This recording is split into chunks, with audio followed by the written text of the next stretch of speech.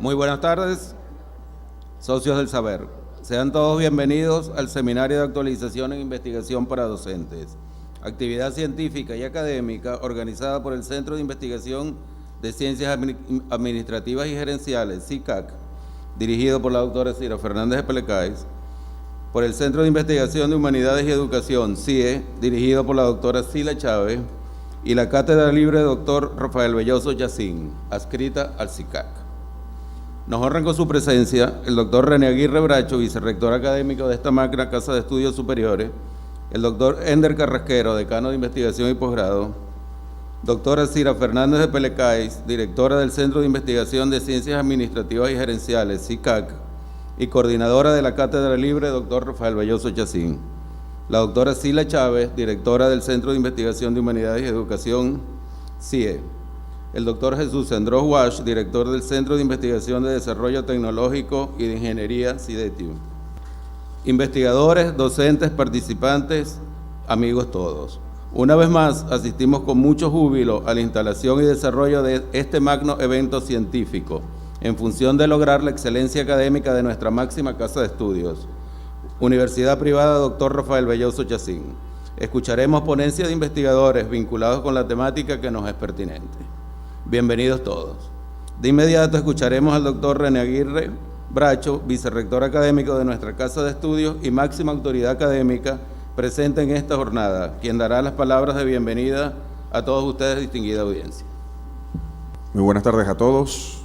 Doctor Ender Carrasquero, decano de Investigación y Posgrado, doctora Cira Pelecais, directora del CICAT, doctora Sila Chávez, directora del CIE, doctor Jesús Andrós, director del CIDETIU, demás coordinadores de nuestros programas de posgrado, de especialización, maestrías y doctorados, profesores de seminario, decana de la Facultad de Ciencias Administrativas, doctora Yané Hernández, bienvenida, y nuestros ponentes invitados en la tarde de hoy, la doctora Xiomara Rodríguez, bienvenida, el doctor César Montoya, el doctor Alberto Cayón y el doctor José Vicente Villalobos, que estarán compartiendo en esta tarde-noche este primer encuentro de actualización en el área de investigación. En primer lugar, un saludo a nuestro rector, el doctor Oscar Villoso Medina,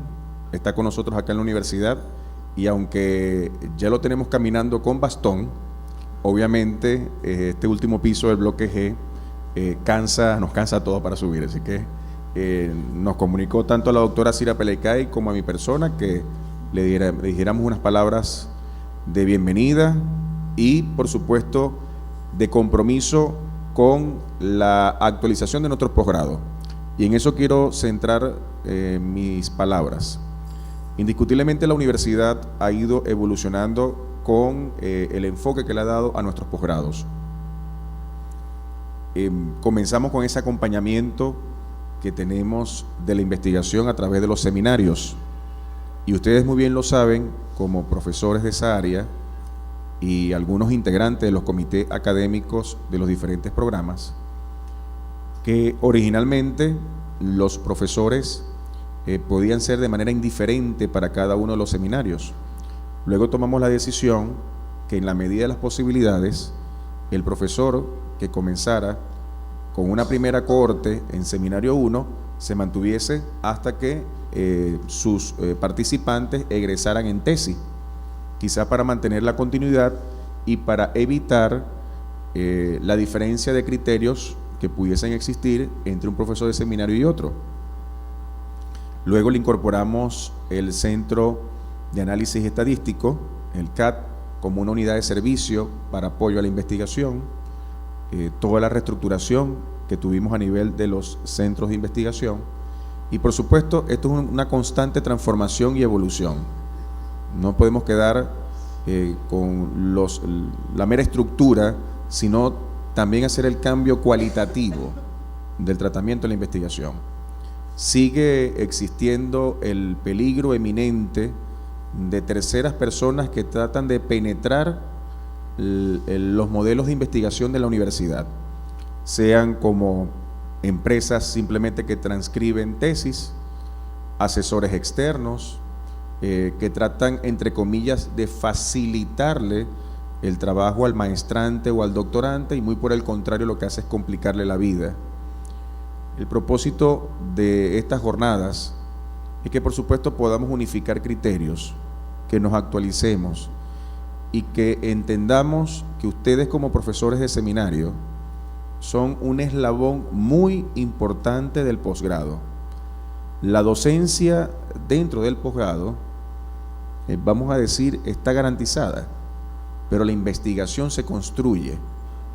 Una clase, una asignatura como tal, va a fluir, pero seminario y las revisiones del comité es lo que verdaderamente nos garantiza el producto, la producción intelectual que va a egresar de nuestros diferentes programas. Y esa es la atención constante. Yo quisiera ser lo más transparente posible en decirle que cada día más se nos presentan retos a las autoridades rectorales. Nos llegan desde reclamaciones de por qué el comité tiene una posición u otra acerca de alguna investigación en particular, desde reclamaciones de falta de atención o de respuesta oportuna por parte de los profesores de seminario, hasta incluso terceras personas que vienen a reclamar por los participantes. O sea, esto verdaderamente es una locura. Nos ha llevado a tomar con mayor rigurosidad los mecanismos de control de la investigación. Consideramos que la filosofía y la manera como trabajamos en la urbe con ese acompañamiento del participante es uno de los ingredientes del éxito que podamos tener en nuestro posgrado. Hay que generar la conciencia en los participantes de la altísima responsabilidad que tienen con su investigación, que sepan que nosotros simplemente los estamos apoyando en la investigación, pero ellos son los verdaderos autores. Más adelante ustedes van a tener conocimiento de un reglamento que está próximo a ser ya aprobado por el Consejo Académico, donde va a establecer todas estas reglas bien claras acerca de los seminarios. No es algo que ya ustedes desconozcan, simplemente lo estamos colocando todo en un solo documento para que no haya duda, para que los participantes, los maestrantes, los doctorantes tengan acceso a esa información. Generar una serie de formatos para llevar el control de la misma, y por supuesto ya sí en septiembre el lanzamiento definitivo del portal del investigador. Nosotros hace aproximadamente 6 meses en este mismo salón presentamos lo que era la maqueta de este portal. Ya el portal está casi en un 90% listo. Obviamente detrás del portal hay una gran base de datos que está soportando toda esa carga, pero ahora sí vamos a poder saber en tiempo real cuántas investigaciones se están efectuando en la universidad, asociadas por líneas de investigación, tanto matriciales como potenciales, esto asociado a su vez a los centros de investigación, vinculados desde el pregrado hacia la extensión, o sea, pregrado, posgrado y extensión. Podemos hacer búsqueda por tutor, búsqueda por miembro de comité, búsqueda por profesor de seminario. El profesor de seminario va a tener su sección maestra, pero también lo vamos a asociar a, que sería el metodológico, lo vamos a asociar a las secciones académicas que son ya las vinculadas con los comités. Es decir, toda una serie de reportes y de estructura que nos va a permitir garantizar la trazabilidad de la investigación, cuándo fue aprobado el título, cuándo fueron aprobados los objetivos, si se le hizo alguna modificación a esa investigación en sus aspectos formales, si tiene alguna reclamación o si incluso tiene alguna denuncia por similitud de contenido, entre comillas, plagio. Es decir, que nosotros podamos llevar todos esos aspectos en un expediente electrónico y que no haya dudas o malos entendidos. Mientras somos más adultos, más incomprensible es el hecho investigativo. Se nos ha hecho más fácil tener el control al nivel de los estudiantes de pregrado que los participantes de posgrado. No estamos descartando incluso la investigación colaborativa a nivel de posgrado. En pregrado se hacen en equipos de 2, 3 y hasta 4 estudiantes, trabajan en una sola investigación. El posgrado lo hemos hecho hasta el momento bajo el criterio individualista, pero podemos cambiar a una investigación colaborativa, pero para llegar a ese nivel, si tenemos problemas con un participante de posgrado, ¿cómo será cuando unamos 3? ¿Ok? Entonces, uno trabaja y los otros 2 no trabajan. Entonces, eso nos va a llevar a un nivel de madurez a lo interno, y que por supuesto tengamos, y eso va a ser motivo de las conferencias que ustedes van a recibir en la tarde-noche de hoy, una nueva visión, ampliar nuestro espectro en cuanto no solamente métodos de investigación, nuevas corrientes, sino que acá todo es posible siempre y cuando nosotros garanticemos de que el hecho investigativo se realice y no es que se exporte, copie o pegue, sino que realmente haya una producción original del tema que se quiere investigar o aportar. No está determinado, como muchas veces me han escuchado decir, por la cantidad de páginas que tenga la tesis. Eso no garantiza la calidad de la misma. No porque una tesis tenga 300 páginas, no tenga 100, la de 300 tenga más valor que la de 100. Eso no es como tal así. Pero sí de ver propuestas coherentes, no ofensivas, no sin sentido, sino que vayan vinculándose con la problemática nacional. Y concluyo diciendo que todo esto, porque dejamos un campo abierto en el portal del investigador, asociarlo hoy con el Plan Nacional Simón Bolívar, mañana con el Plan de la Nación que esté para el momento. Es decir, ese campo va a estar abierto para que nosotros podamos ir modificando y evolucionando. Lo que sí vamos a tener en lo interno bien definidas son las líneas, y quizá todo esto que les he planteado de manera verbal, cuando ustedes lo logren ver, ingresen con su usuario y password a urbe.edu, portal del investigador, y empiecen a ver toda la malla de líneas matriciales y potenciales de toda la universidad planteada. Van a ver el alcance que vamos a tener con este proyecto y la promoción automática que vamos a hacer de nuestras investigaciones para el mundo entero, porque obviamente al estar en internet el acceso es de todo. Entonces, bueno, como vicerrector académico de la Universidad Rafael Belloso Chacín y en nombre del rector, dejamos formalmente instaladas estas jornadas de actualización en el área de investigación del CICAD y del CIE. Buenas noches.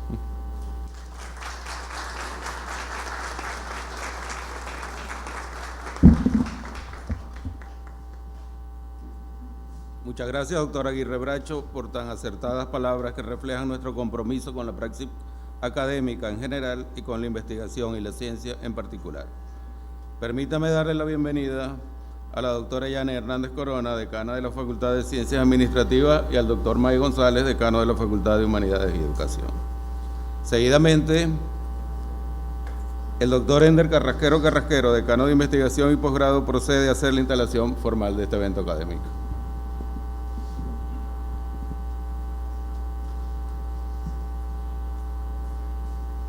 Muy buenas tardes, nuestros saludos a los distinguidos decanos que nos acompañan, directores de los centros de investigación, coordinadores de programa, docentes de posgrado y pregrado, cosa que nos enaltece y nos satisface de que en esta tarde tengamos esta actividad de integración para ir unificando criterios. Igualmente los saludos a la presidenta de ASOVAC, la doctora Rosita Chen, parte de su directiva que se encuentra también acompañándonos, y esto da un ejemplo de que estamos integrando, estamos haciendo desarrollos de integración con otros centros de investigación, otras instituciones científicas.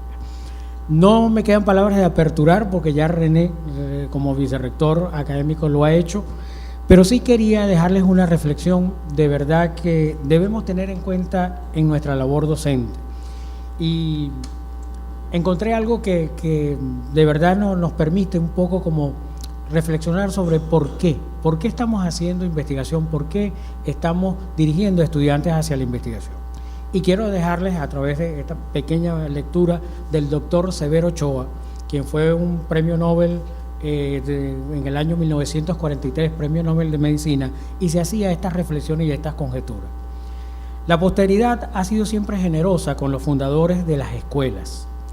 Hasta los errores del indicador son perdonados o piadosamente explicados si se supo formar espíritus capaces de comprenderlos y corregirlos. Quien renuncia a la siembra de una idea se declara egoísta y misántropo. Todos pensarán que el trabajo puede ser un orgullo o puede ser también un valor para el desarrollo de la humanidad. Si sus talentos destacados son demasiados, aparecerá como quizás algo patológico, para el cual en forma extraña a su raza no le ha dado argumento, a la cual en esos mismos puntos enaltece, o pasa a ser una especie de bólido intelectual que ha caído del cielo, que brilló en un momento, pero que fue incapaz de comunicar a nadie ese efímero fulgor que tuvo en un momento. Dejar una prole y espiritual, además de dar valor a la vida del sabio y del investigador, constituye también un ejemplo de utilidad social y sobre todo de labor civilizadora, indiscutible, de las cuales están señaladas y estamos necesitados en nuestros países, que es la producción científica que no pase a ser miserable y discontinua. Me hago una pregunta. Me he dedicado a investigar la vida y no sé para qué ni para qué. Severo Ochoa.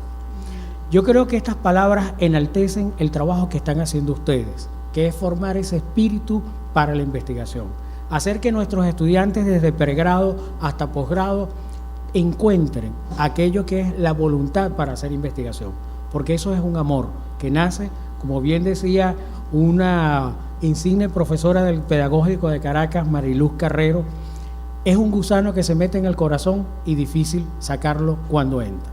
Pero cuando ese gusano da producción, enaltece, enorgullece y sobre todo hace humanidad, que es lo que necesitamos y quizás en estos momentos en nuestro país. Mis felicitaciones a todos ustedes por la paciencia de estar hoy en la noche acá, escuchándonos, reflexionándonos y sobre todo haciendo de que estamos trabajando por un fin común, que es formar investigadores nobles para el futuro. Muchísimas gracias. No declaro aperturado porque ya el vicerrector lo ha hecho como tal.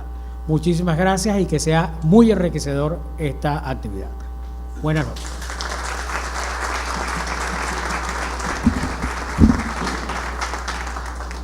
Muchas gracias, doctor Carrasquero, por instalar este seminario. Una vez instalado, tendremos la participación de 4 ponentes de gran valía y experiencia académica, quienes de inmediato inician su ciclo de exposiciones, seguido de un compás de preguntas y respuestas.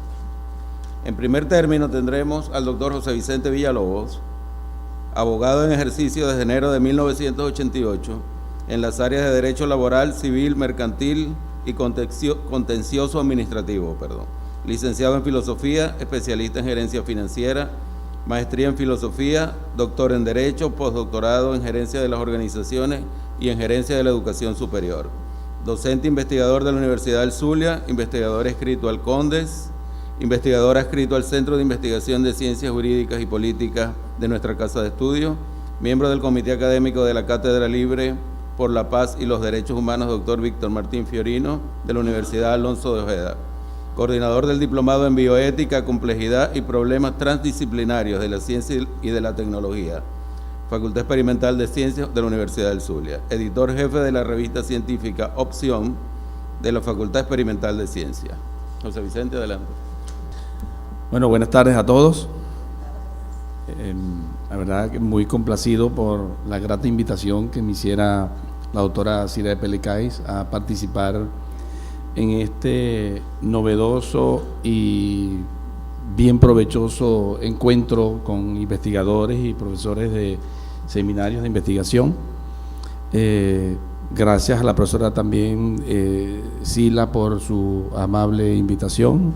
Expreso un cordial saludo al decano por su entusiasta participación y su considerable esfuerzo por hacer de la investigación de esta universidad un evento de trascendencia, ¿no? Me refiero a la investigación como un evento. Gracias a las autoridades de la universidad también por dispensarnos estos espacios tan necesarios y tan digamos, necesarios para la producción del conocimiento científico, para la discusión. Cuando el decano me preguntaba qué podía traer yo a los profesores de seminarios de investigación y a los miembros del comité, yo le decía, podemos traer una charla, un conversatorio sobre el tema de la argumentación científica, ¿no? Porque de lo que se trata es de adquirir, ¿no?, cierta legitimidad, nuestros argumentos frente a nuestros pares, porque de lo que se trata es de producir enunciados que tengan un grado de validez y que puedan ser aceptados por la comunidad de investigadores. Entonces, en ese sentido, la charla y el conversatorio, quiero que sea esto más un conversatorio que cualquier otra cosa, estamos entre pares y esto merece pues un respeto considerable. Tratar de alcanzar un consenso sobre cómo llevar los procesos de investigación y cómo involucrar en nuestro proceso las cuestiones epistemológicas, ¿no? Cuando yo titulé las cuestiones epistemológicas sobre la argumentación de la ciencia, mi colega del centro me decía, profesor, cuestiones. Sí, cuestiones. Es decir, vamos a conversar sobre cuestiones epistemológicas. Yo le preguntaba, ¿por qué? Bueno, porque me parece que el término cuestiones es como muy popular, vulgar, un término vulgar. Entonces yo le decía, no, el tema no es de manejo común, ¿no? Porque el tema se manejó en la Edad Media, cuando se discutían los grandes problemas de la ciencia, y especialmente cuando se discutían en los auditorios, ¿no?, de aquella universidad naciente a partir de 1215, se trataban cuestiones sobre la realidad, cuestiones sobre la filosofía, cuestiones sobre el mundo de interacción entre los seres humanos y en relación con Dios. Entonces, el tema es de cuestionar. Y cuando decimos cuestiones, entonces es preguntar. Entonces, un término que tiene un alto sentido epistemológico que ha sido apropiado por el vulgo para darle un sentido más digamos, cotidiano al término. Entonces, podemos decir que, citando, ¿no?, una expresión de Miguel Martínez, lo hemos tenido aquí en este auditorio, citando una expresión de Miguel Martínez, nos vamos a referir en específico a la argumentación científica inserta en el mundo de la complejidad que vivimos. La argumentación científica inserta en el mundo de la complejidad que vivimos, porque no vivimos en un mundo aislado. Nuestros actos, nuestras conductas, aquí estamos en un contexto de ciencias que tienen que ver con las conductas humanas, ¿no? No sé si aquí habrán ingenieros, aparte del doctor Sendros, ¿no? Perdón, la doctora Doris también, ingeniero, y el doctor. Bueno, hay varios ingenieros, disculpen. A Dios gracias, hay varios ingenieros. Sí. Estamos en un contexto de las ciencias que desde Aristóteles se denominan retóricas, ¿no? Y que en el proceso de conformación del conocimiento, de construcción del conocimiento, tenemos que considerar eso que le es propio a la naturaleza humana, nuestras cualidades humanas, que es un tema para la discusión. Ustedes saben que a partir del siglo XIX se generó una gran discusión sobre este tema, ¿no? Ya lo vamos a tocar. Entonces dice Miguel Martínez En esencia, este principio subraya la incapacidad humana de agotar la realidad con una sola perspectiva, punto de vista, enfoque, óptica o abordaje.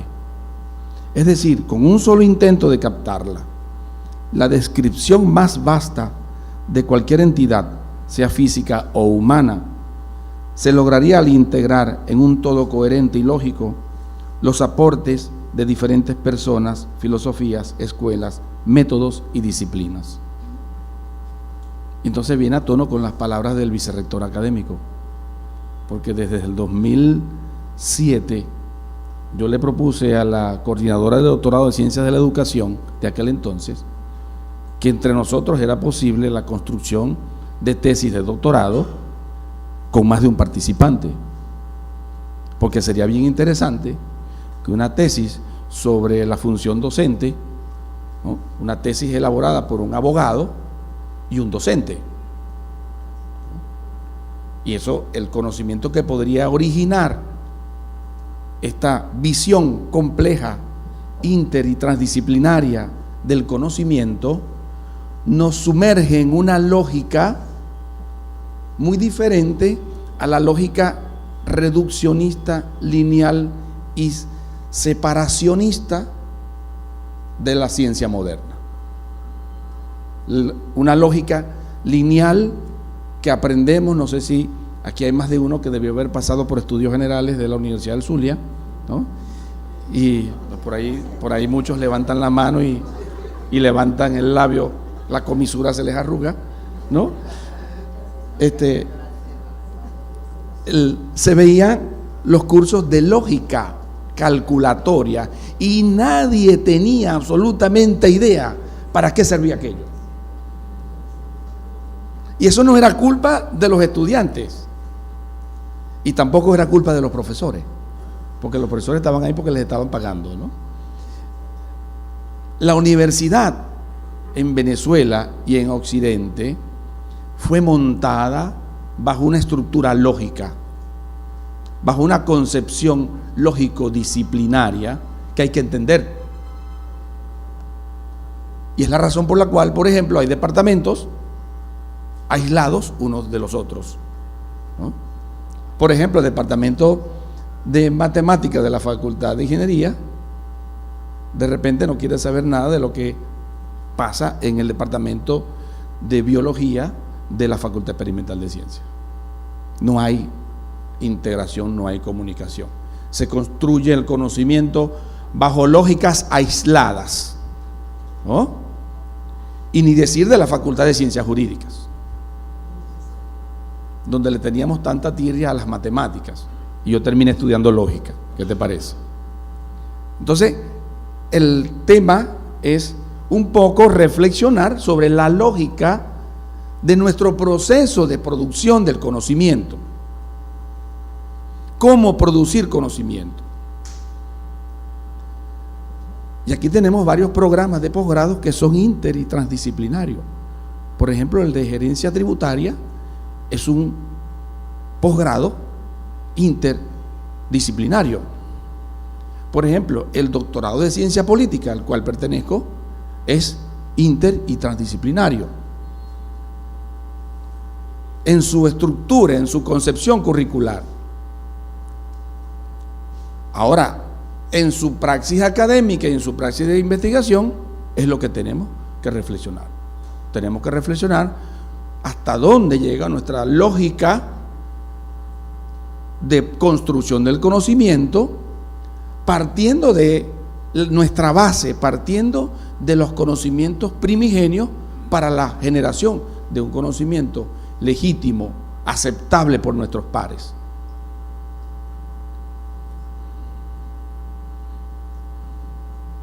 Se trata de integrar posiciones, integrar ideas, ¿no? Somos contradictorios por naturaleza. Y aprovecho que la ponencia que me sigue es una ponencia de construcción, de elaboración de instrumentos de investigación del doctor Montoya. Hace algún tiempo me tocó revisar un instrumento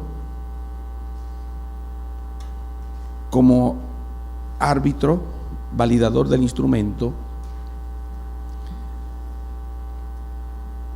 construido bajo una escala dicotómica relativo a la ética.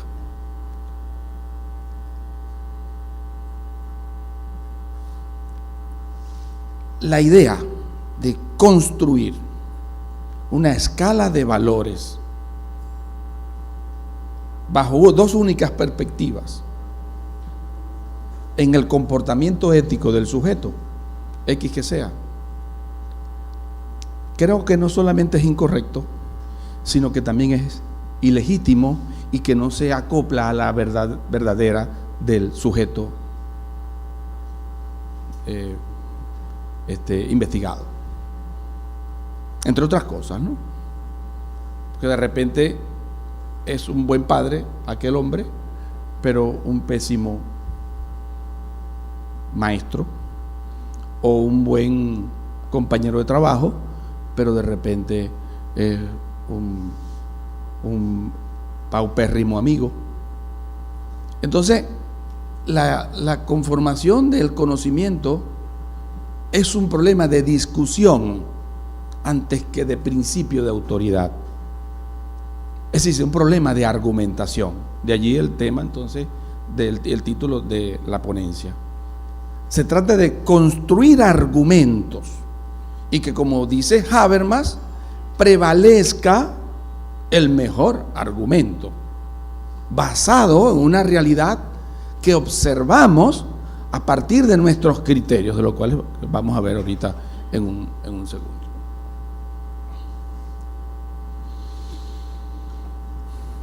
Se suele plantear la visión panorámica de la epistemología desde tres perspectivas.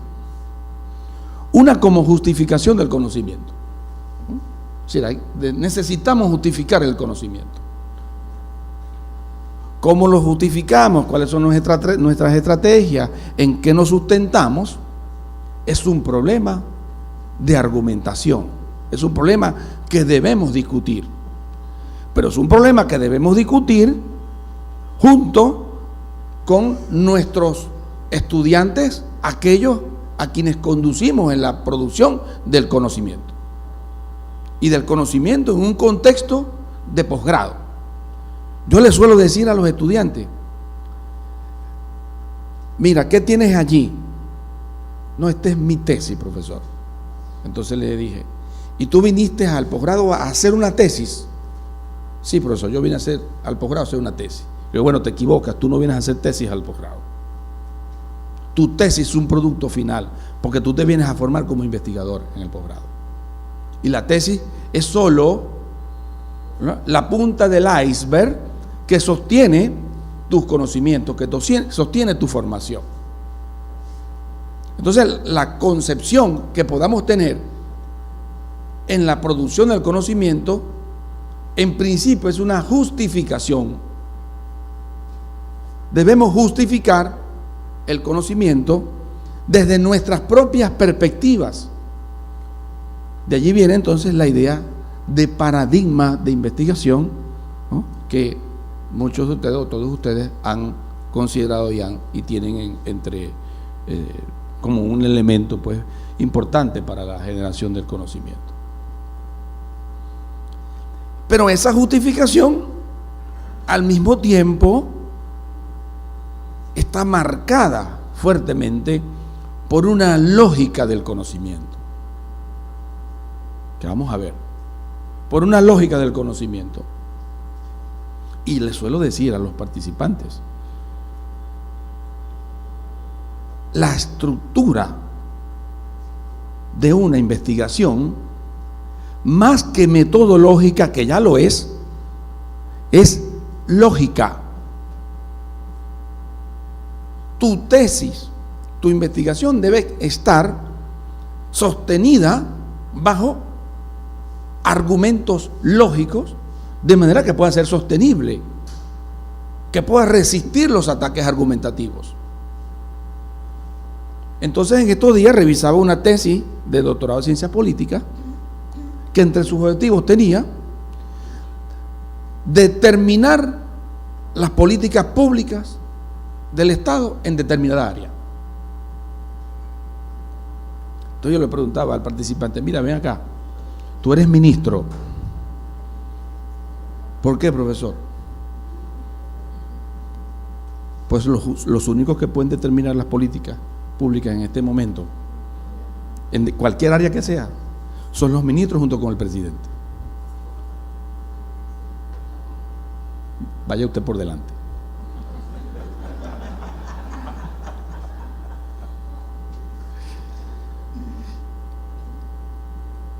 Entonces es un problema lógico. Y lógico del lenguaje. La lógica del lenguaje. Entonces te ponen en el objetivo general analizar las políticas del Estado para la promoción de la adopción, etcétera, etcétera, ¿no? Y entonces uno de los objetivos es evaluar las políticas del Estado en tal. Entonces tú ves, tú le dices, mire, ¿dónde está esa lógica? ¿No? ¿Cuál es tu lógica allí? Porque yo no la veo. ¿No? Yo no la veo. Es como si tú estuvieses tratando de meter el sol dentro de la tierra. ¿Cómo entra el sol en la tierra? No entra el sol en la tierra.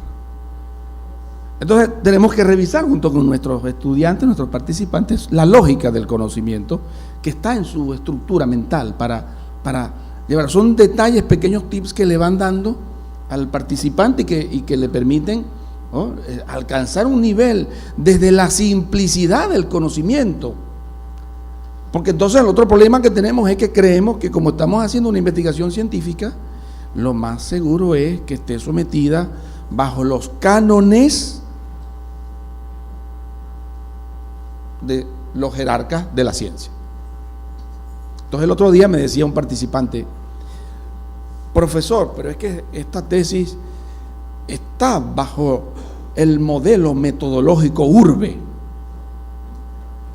Esa es la lógica. Le digo, caramba, muchas gracias. Es decir, yo no tenía idea de la trascendencia epistemológica de nuestra universidad, de tal manera que ya somos conocidos en el mundo de la ciencia como generadores de un modelo de investigación, el modelo URBE, ¿no? Casi que le doy cocorrón uno, porque, o sea, el modelo URBE, o sea, ¿cuál modelo URBE? Aquí no hay ningún modelo URBE. Hay ciertas normas de presentación que no tienen nadita que ver con la lógica de la ciencia. Simplemente es un formato para que todo el mundo presente la tesis bajo esta. Es como decir, todo el mundo hace el examen con bolígrafo para que no borren. Eso es lo que está pasando con las normas. Entonces confundimos las normas de presentación con las reglas lógico-científicas de elaboración del trabajo de investigación. Es otro detalle, ¿no? Y entonces el otro problema que nos incumbe desde el ámbito de la epistemología es lo que hemos llamado, que no lo he llamado yo, sino que se llama o se denomina desde la epistemología la fundamentación de la ciencia. ¿Cuáles son los fundamentos de la ciencia? ¿Qué caracteriza a un enunciado como un enunciado científico? Sí, tenemos que caer en la cuenta junto con nuestros participantes que aquí estamos haciendo ciencia. El otro día en una universidad, no es ninguna de las dos para las cuales trabajo si me preguntan, ¿no? En una universidad se defendía una tesis de doctorado bajo mi tutoría y era una tesis bajo la perspectiva de la complejidad. Y había un antecedente, o sea, la tesis era muy novedosa y no habían antecedentes ni en la región ni en el país. Conseguimos en la revisión de nuestro estado del arte, que esa es otra cosa de la lógica, que creemos que el estado del arte son la revisión de los antecedentes, ¿no? Conseguimos una investigación de pregrado. Y la profesora, una profesora que conocía el antecedente, me dice: profesor, me va a permitir, pero ese antecedente no es válido. Y yo, caramba. Yo entonces le voy a agradecer que me dé los argumentos de fundamentación científica por qué ese antecedente no es válido. Me dice: profesor, ¿usted no se da cuenta que ese es un antecedente de pregrado? Yo, sí, claro, si el antecedente lo traje yo. ¿Y por qué no es válido? Porque es de pregrado. Claro, esto es un doctorado. ¿Cómo se le ocurre traer un antecedente de pregrado?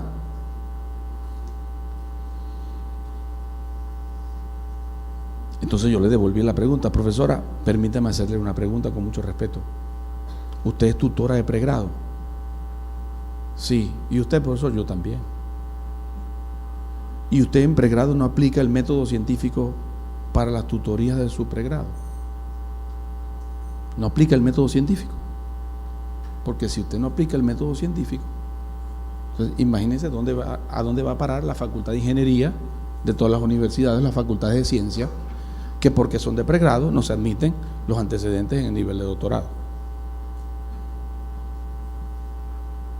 Son falacias que se construyen en torno a cierto principio de autoridad, que porque creemos que somos doctores ya tenemos a Dios agarrado por las barbas, y no somos humildes en reconocer que los demás también son capaces de producir conocimiento científico válido, legítimo, aceptable racionalmente y consensualmente discutible en un ambiente científico. Entonces, no debemos acostumbrar a nuestros participantes a que nos respeten para que ellos crean que sabemos más que ellos, ¿no? Porque, por ejemplo, yo tengo muchos tutorados que tienen mucha más experiencia que yo en algunas cuestiones. Yo tengo una tutorada que es directora de un centro de investigación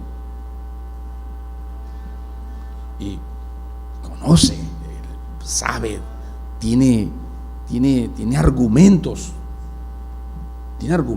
Entonces, allí no hay principio de autoridad que valga. Es un tema de diálogo, se llama racionalidad dialógica. La razón dialógica para el consenso, alcanzar el consenso sobre los enunciados. Mire, yo digo que el agua hierve a 100 grados centígrados porque aquí está el experimento y lo he demostrado, aquí está nuestra observación. Este argumento observacional, empírico, y aquí está este otro, y se hizo 1000 experimentos, y en los 1000 experimentos se demostró que el agua hierve a 100 grados centígrados. Ahora vamos a ver con el doctor Montoya un poco cómo es la lógica de la inferencia probabilística en ese proceso de generalizar, ¿no? Generalizar a partir de ciertas observaciones. ¿Cómo generalizamos? La lógica de la generalización. Entonces, ese es el problema de la fundamentación, ¿no? Y necesitamos alcanzar este nivel de comprensión junto con nuestros participantes. Es necesario que ellos comprendan que el proceso de investigación no es metodológico, es lógico-metodológico. La metodología no es la ciencia, es la lógica la ciencia, como ciencia formal. Es la lógica de la argumentación la que le puede dar vida a una investigación y no la metodología. La metodología se adhiere al proceso lógico y no al revés. Entonces debemos de enfocarnos justo en ese lente, en ese punto de observación. Ya vamos a ver lo que es la observación. En ese punto de observación, para poder generar enunciados observacionales que me sirvan de sustento, se dice en lógica de la ciencia, de premisas y de argumentos con los cuales yo pueda inferir, bien sea inductivamente, bien sea deductivamente o análogamente, nuestros enunciados definitivos, nuestros enunciados concluyentes. Ese es el marco referencial de todo esto. Este es el marco referencial del cuestionar. Cuestionar. La ciencia es cuestionamiento. La ciencia es preguntar. Dice Albert Einstein que lo más importante de una teoría, y de eso se trata en los posgrados, de validar y generar teorías. En las maestrías validamos las teorías, en los doctorados generamos las teorías. Dice Albert Einstein que lo más importante de una teoría no son los hechos observados. Lo más importante de una teoría es la pregunta que la sostiene, el preguntar. Y por eso es que ponemos a los estudiantes a preguntar, ¿no? Yo siempre les digo, mira, ¿cuál es tu pregunta? Porque tu pregunta me lleva al vacío de conocimiento. Si tu pregunta no la puedo responder o la pretendo responder de otra manera, entonces tu pregunta me da mi pie para decir, tienes investigación. Si no, no tienes nada. Si no tienes es retórica, mera retórica. No tienes que probar nada porque ya está todo probado, ¿no? Como proceso lógico. Entonces, en el proceso lógico de conformación de mi estructura del conocimiento, yo debo ubicarme como sujeto de conocimiento y ubicar aquello que observo como el objeto del conocimiento. Por lo tanto, dice Ruth Vieites, un texto que le gusta mucho al profesor Cayón, ¿no? No lo suelta para nada. Sí, siempre anda debajo del brazo, con el libro debajo del brazo, ¿no? Dice Ruth Vieites que el proceso de investigación se centra fundamentalmente en esto que se llama construcción del objeto de investigación. Es decir, porque nosotros como investigadores, ¿qué caracteriza un investigador científico? Es aquel que puede ver cosas que los demás no ven. Aquel que puede ver cosas que los demás no ven. Entonces, tú con tu tutorado le dices, pero ¿qué ves tú aquí? Muéstrame a ver si tú ves algo distinto o diferente. Porque entonces, si no ves algo diferente, si ves lo mismo que todos, entonces ¿qué objeto de investigación tienes? Si estás viendo lo mismo. Se llama construcción del objeto de investigación. Y la construcción es argumentativa. La construcción del objeto de investigación es argumentativa. Dame un argumento sobre tu objeto de investigación, sobre tu vacío de conocimiento. No importa, te puedes valer de cualquier regla lógica o metodológica para construirlo, pero dámelo. No te impongo. La única regla, 10 minutos, la única regla que les digo yo, la única regla que vale en la ciencia, en la lógica de la ciencia, es que no hay regla. No hay regla fija. Tú puedes comenzar tu investigación y puedes construir tu objeto como quieras. Profesor, que el método Urbe. No te acabo de decir que no hay método Urbe, chico. Entonces, es decir, ubicarse es un proceso lógico, de la lógica del razonamiento, de la lógica del entendimiento. Ese es el tema que más nos cuesta, ¿no? Llevar a discutir y llegar a algún acuerdo con los participantes. Sobre todo cuando en el doctorado les pedimos el protocolo de investigación, ¿no? Que comienza todo el problema. Porque entonces uno lo lee y le digo, no veo la lógica de tu ciencia, dame tu lógica. No la veo.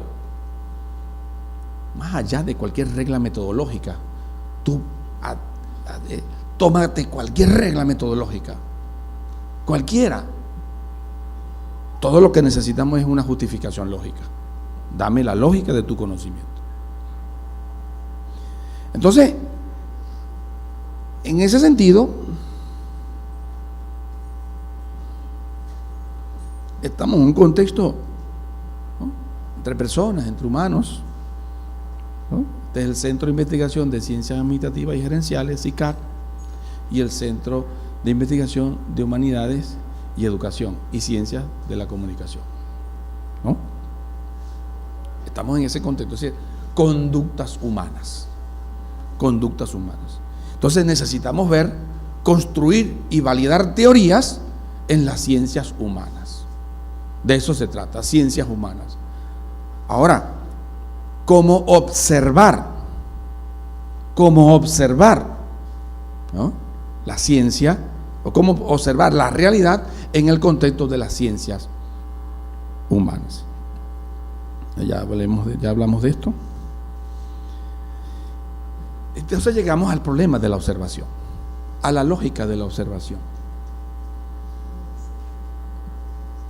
Se suele hablar de paradigmas, se suele hablar de posiciones epistemológicas, pero a veces no las comprendemos. Y entonces le pedimos al participante en el capítulo 3 del modelo Urbe, le pedimos en el capítulo 3 del modelo Urbe su posición epistemológica. Hasta el día que nos encontremos con un participante que sepa de verdad la cuestión, y entonces me diga, mire, profesor, no sea ignorante, no la ve. No la ve, profesor. ¿Me puede decir? ¿Y por qué me lo puede decir? Pues me lo puede decir porque su posición o epistemológica está más que evidente en su lógica de la observación. En su lógica observacional está presente ya su posición epistemológica. Déjenme decirles que tengo varios participantes con los que hemos comenzado su tesis de doctorado con la fundamentación epistemológica de la investigación.